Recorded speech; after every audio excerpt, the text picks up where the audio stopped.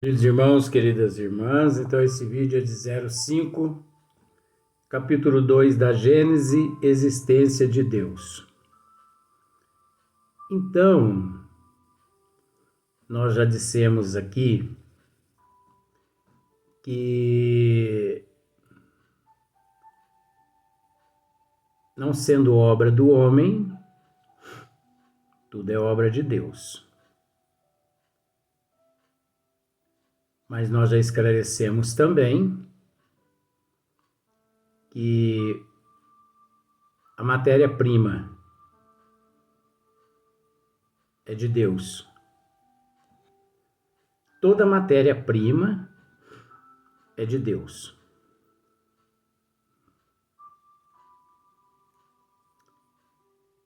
E que o homem, através da inteligência, ele dá forma.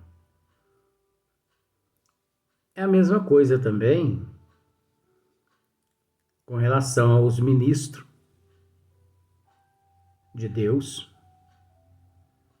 Como se diz assim, aos Cristos, aos Jesus.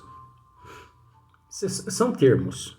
Porque um dia na evolução, nós vamos ficar sabendo que esse termo, Cristo, Jesus, isso é tudo termo. Isso não vai existir. Porque você acha que por toda a eternidade, nosso Senhor Jesus Cristo, Jesus de Nazaré, você acha que ele vai ser considerado Jesus de Nazaré por toda a eternidade? Não é assim, não. Isso foi uma identidade dele aqui. Como você tem o seu nome, eu tenho o meu. Isso é uma identidade aqui. Evoluiu, não precisa mais disso aqui. Olha só para você ver como são as coisas.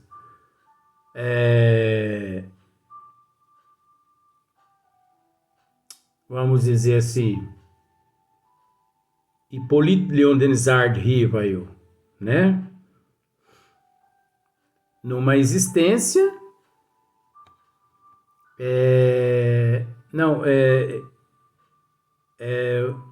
gente do céu, eu estou querendo falar, não, eu estou querendo falar de João Batista, João Batista, numa existência que foi Elias, e na outra, João Batista, né? E de João Batista veio vindo em outras existências, né? Lá nas Gálias, né? Como um druida, Allan Kardec, depois João Hus, e de João Hus, Hippolyte Léon Denisard Rivail, Allan Kardec. Allan Kardec foi Elias? Sim.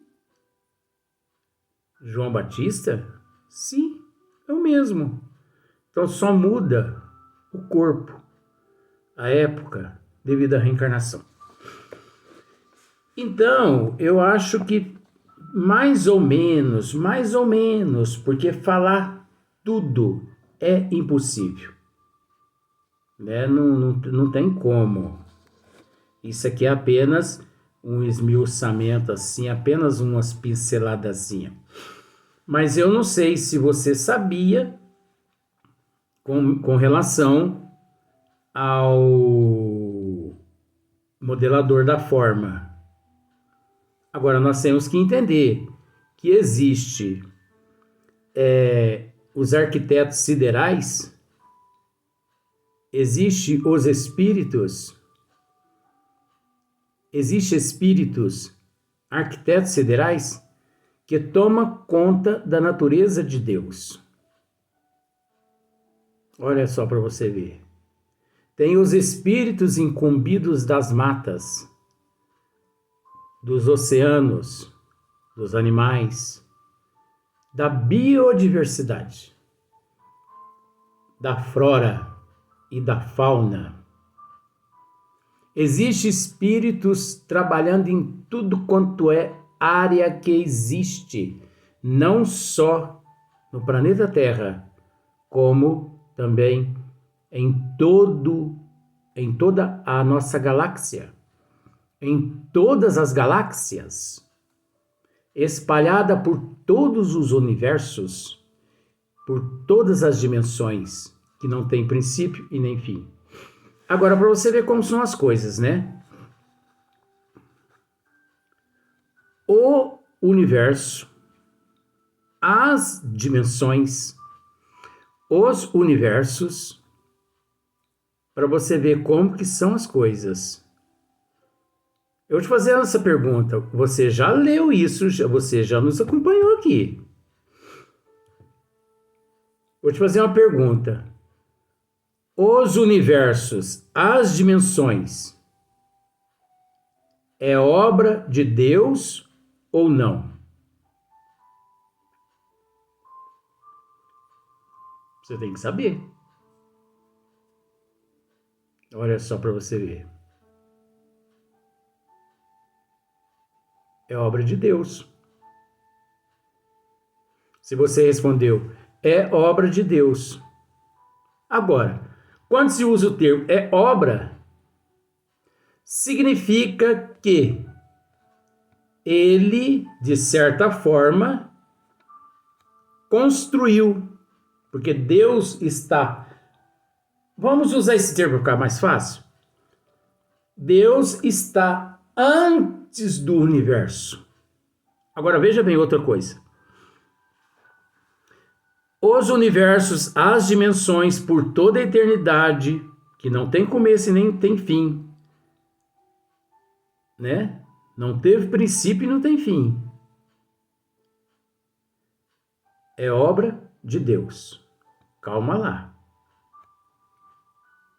Só que Deus encontra-se antes dos universos, das dimensões, que não tem começo e não tem fim. Por isso,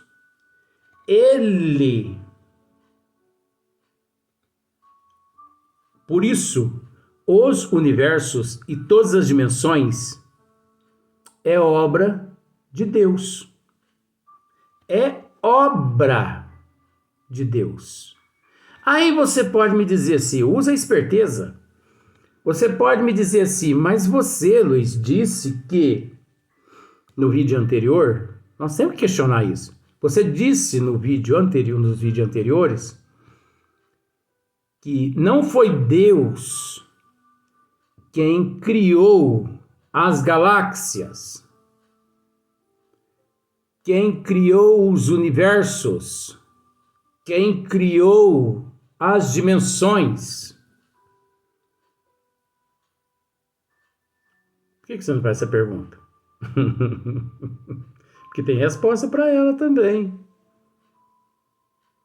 Porque, na verdade, Deus, ele não criou os universos e as dimensões em matéria de formas.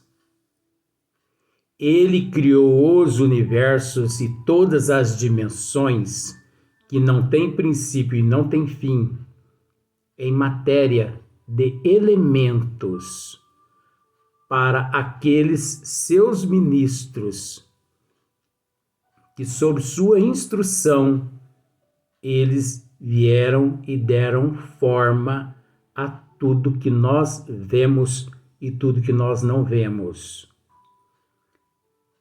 A matéria-prima para os universos e para todas as dimensões foi Deus quem criou.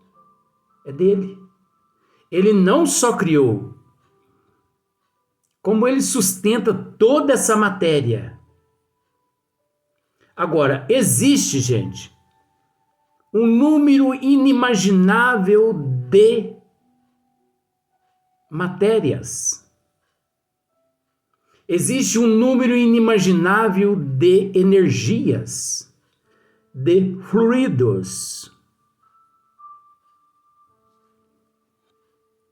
que não está na nossa alçada evolutiva saber mais do que os quais nós sabemos. Nós precisamos evoluir bastante para descobrirmos que as matérias são essas, que os fluidos são esses, né? No entanto, havia algumas, né? Quando as ciências elas taxaram que a menor partícula da matéria, parece, né, era o átomo, aí de repente eles já tiveram que mudar, porque eles encontraram uma partícula menor que o átomo, que é o neutrino. Agora, você acha que existe só o neutrino? Não. Existem milhões de outros, né? Então, tudo, Deus, as energias do Criador que ele sustenta, é que move tudo. Deus move tudo. Então, é legal, sim, que as pessoas fiquem sabendo com relação a esses arquitetos siderais, porque não são só os ministros de Deus que realizam esses trabalhos de dar forma, porque não basta dar forma, é preciso os arquitetos siderais, né? Para projetar, para desenhar, enfim, eles é quem coloca tudo.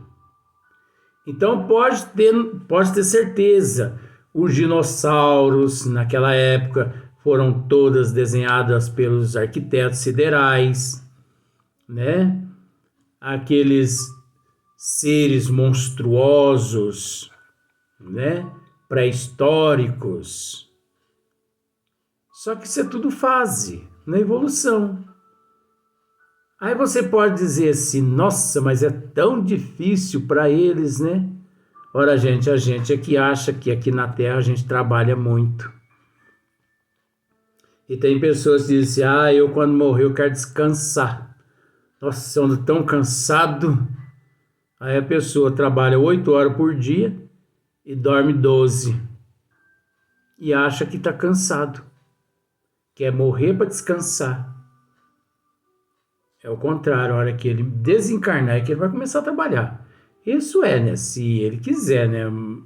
Até porque um dia ele vai ter que acordar, né? Porque não vai poder ficar embaixo da sombra muito tempo. Então você conseguiu entender que nele nós movemos, nele nós existimos. Então Deus não existe passado e nem futuro. Deus é presente. Deus não encontra-se distante de nós, nós é que nos encontramos longe dele, pelo fato da nossa ignorância.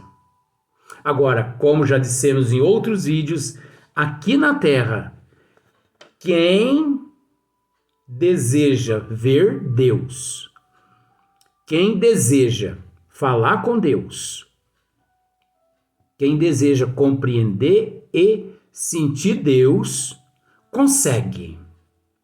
Pois eu consigo. Eu falo com ele. Eu o sinto. Eu o vejo. Ora, gente, no primeiro vídeo parece, eu fiz essa pergunta de novo. Deus tem forma? Tem. Qual é a forma de Deus?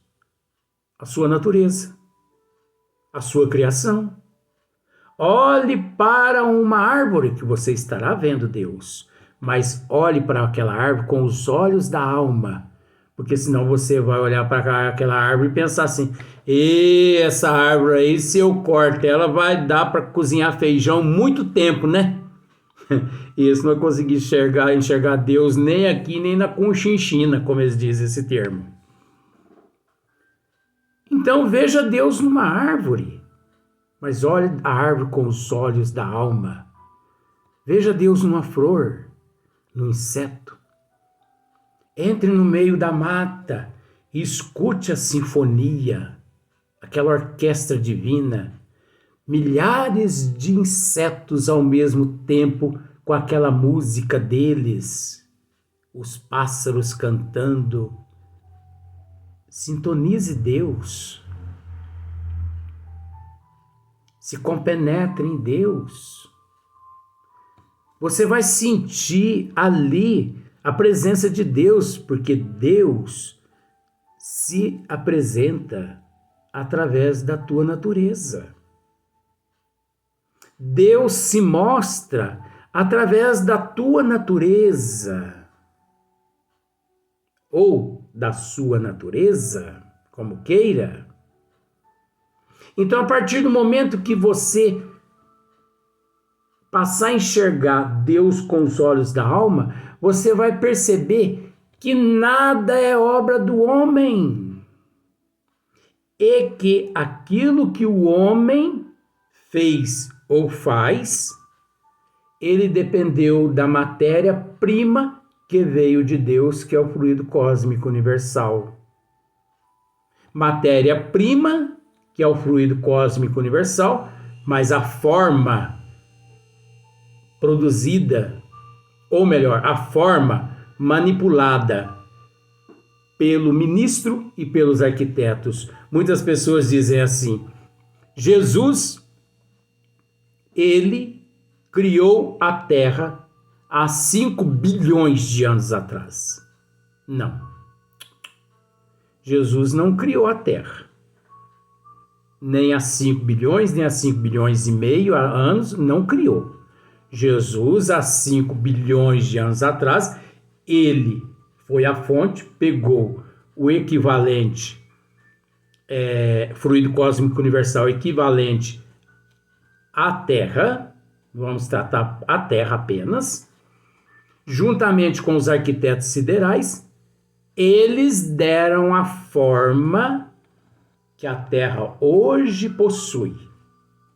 Agora, é preciso entender que, no princípio, a Terra não era do jeito que é hoje. Você estudou, você sabe disso. Quantas eras, né? A era glacial, aquele período todo, passou a Terra. Até chegar o resfriamento, até chegar o momento de começar a receber os hominídeos, os Neandertal, né? Os Homo erectus, o Homo sapiens e outros animais menos agressivos. E tudo bem. Mas não foi Jesus quem criou. Eles deram a forma àquele fluido cósmico universal. É a mesma coisa você pegar uma argila, né, que é um barro que chama argila, e você pensa assim: eu vou construir aqui uma bola. Mas você entende que a argila é uma matéria-prima que você encontrou lá no barranco?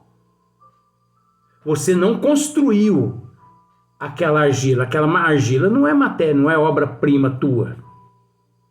Porque você não é Deus. Jesus não é Deus. Os arquitetos siderais não é Deus. Por isso eles não podem produzir o fluido cósmico universal. Espírito nenhum. Por todos os universos, por todas as eternidades, nenhum produz o fluido cósmico universal, que dá forma a tudo. Apenas Deus. Por isso que dissemos no princípio que seres nenhum compreende Deus na totalidade. Porque para compreender Deus na totalidade, tem que se igualar a Ele e fazer tudo o que Ele faz. E isso jamais. Jamais. Então, vamos dar sequência aqui agora na questão de número 2, que é maravilhosa também, só que não terminou, tá, gente? É muito complexo, é muita coisa. Mas só o fato de você entender que a biodiversidade, né, a flora, a fauna, tudo passou-se pelas mãos dos arquitetos siderais e dos ministros de Deus, e que todos nós aqui na Terra somos co-criadores em plano menor, e que esses são os co-criadores em planos maior. Se você ler esse livro Evolução em Dois Mundos na íntegra, você vai entender o que nós estamos dizendo. Isso é muito fácil, gente. Não é desfazendo, não, mas é muito fácil. É porque às vezes as pessoas não estudam, então acham muito difícil, como o caso da reencarnação. Aí você pode me dizer assim, vamos enrolar esse vídeo aqui mais um pouquinho, já está quase terminando, depois a gente começa na questão 2 no vídeo posterior.